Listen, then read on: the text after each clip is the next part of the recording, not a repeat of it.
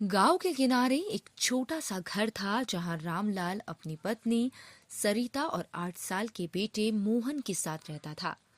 रामलाल लकड़हारा था और दिन भर जंगल में लकड़ियां काटकर उन्हें बाजार में बेचता था।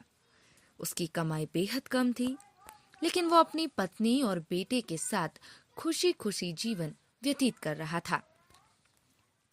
सर्दी अपने चरम पर थी। उनके पास सिर्फ एक पुराना पतला कंबल था जो किसी एक को ही पूरी तरह से ढक सकता था। एक रात मोहन ठंड से कांपने लगा।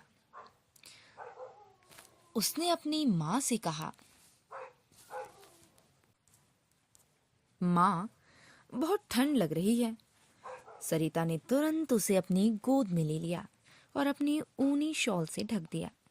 खुद ठंड में कांपती रही, लेकिन बेटे को गर्म रखने के लिए उसने पूरी रात उसे सीने से लगा कर रखा। सुबह जब रामलाल ने देखा तो उसकी आंखें भर आई। उसने महसूस किया कि माँ का प्यार सबसे बड़ा होता है।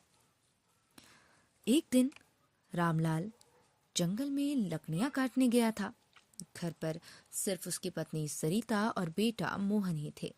तभी अचानक पास की पहाड़ी से एक बड़ा सा पत्थर लुढ़कते हुए उनके घर की ओर आ गया। सरिता ने खतरा भांप लिया और बिना कुछ सोचे समझे दौड़कर मोहन को अपनी बाहों में ले लिया। पत्थर सीधे घर से टकराया, जिससे दरवाजा गिर गया। सरिता को चोट लगी, लेकिन उसने मोहन को कोई नुकसान नहीं होने दिया। जब रामलाल लौटा तो उसने ये देखा और वो घबरा गया। बहुत तुरंत गांव के वैद्य को बुलाकर लाया।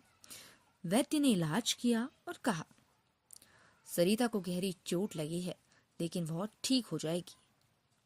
मोहन रोते हुए अपनी माँ के पास बैठ गया और बोला, माँ, तुमने अपनी जान खतरे में डाल दी, वो भी मेरे लिए। सरिता ने मुस्कुराते हुए कहा, बेटा, जब तक माँ है ना, तब तक तुम्हें कुछ भी नहीं होने दिया जाएगा। सरिता ने मुस्कुराते हुए कहा, बेटा, जब तक माँ है तब तक तुम्हें कुछ नहीं होने दूंगी। मोहन बहुत होशियार था। वह पढ़ाई में अच्छा था, लेकिन पैसे की तंगी के कारण उसकी पढ़ाई जारी रखना मुश्किल हो गया।